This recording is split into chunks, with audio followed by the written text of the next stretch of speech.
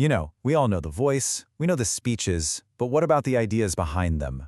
Today, we're going to peel back the layers of the icon to explore the deep intellectual and philosophical framework that really powered Dr. Martin Luther King Jr.'s movement. Let's dig into the blueprint behind the man. This is it. The line that just echoes through history. It's the absolute peak of the March on Washington, the king we celebrate on a national holiday. It's this aspirational vision that pretty much everyone knows. And look, it is powerful, it's absolutely profound, but for a lot of people, that's kind of where the story begins and ends.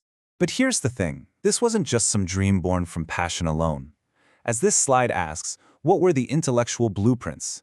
King's vision was built on a really solid foundation, drawing from theology, philosophy, and America's own founding documents. So let's trace where those big ideas actually came from. To find that source code, we've got to start right where King started, with his moral and theological compass.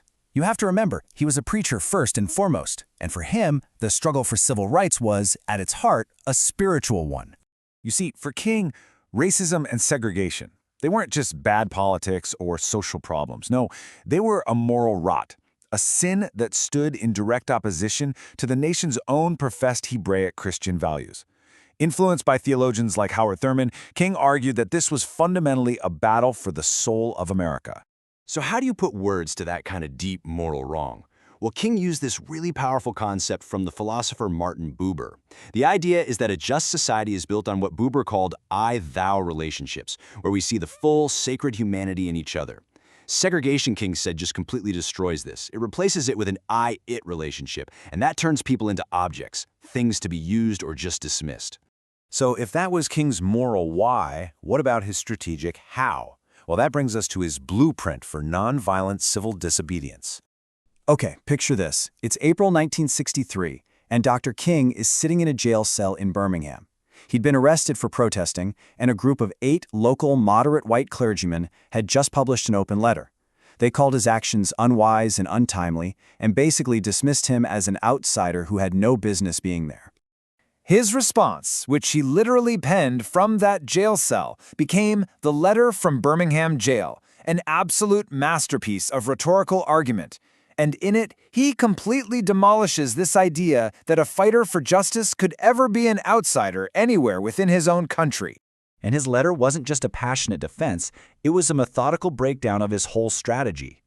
He laid out these 4 basic steps to show everyone that direct action wasn't some rash decision. No, it was the final, necessary step after fact-finding, negotiation, and this intense process of self-preparation had all failed. But this idea of principled law-breaking wasn't new. King was standing on the shoulders of giants, including the 19th century American thinker Henry David Thoreau. Writing against slavery and the Mexican-American War, Thoreau argued that a moral person has a duty to resist an unjust state, even if it means going to jail. And we don't even have to guess about this connection between them. King makes it totally explicit. In his autobiography, he wrote about how reading Thoreau's essay as a student was his first real introduction to the theory of nonviolent resistance. It was a foundational piece of his intellectual blueprint. So now, armed with a moral imperative and a philosophical strategy, King turned to his most powerful tool, challenging America to live up to its own founding promise. This is where his analysis gets so sharp. He brilliantly diagnosed the core conflict in the nation's soul, describing America as having a schizophrenic personality. It would proudly talk about the sacred principles in the Declaration of Independence, but at the very same time, it was practicing the exact opposite.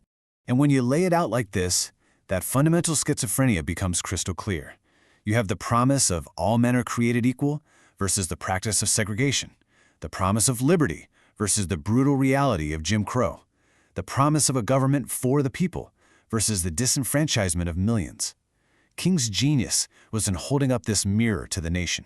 But King's analysis didn't just stop with legal segregation. As the movement pushed through the 1960s, his critique got deeper and deeper, evolving to confront the systemic roots of injustice that went way beyond just Jim Crow laws.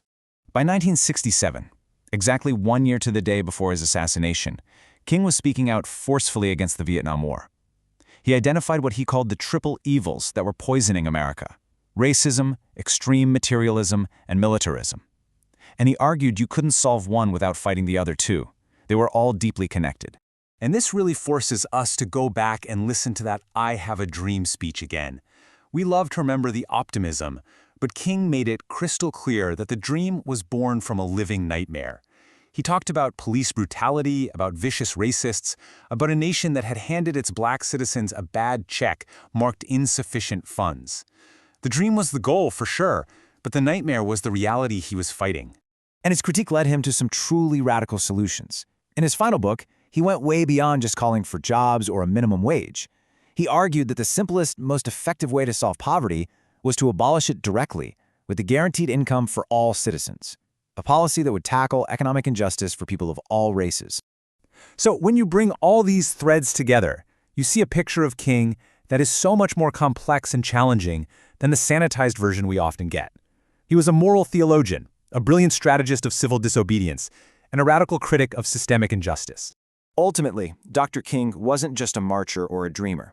He was a thinker who fundamentally changed the American conversation. As UCLA professor Henry McGee put it, King belongs in the pantheon of American constitutional giants because he forced the nation to confront the deep, deep chasm between its words and its actions.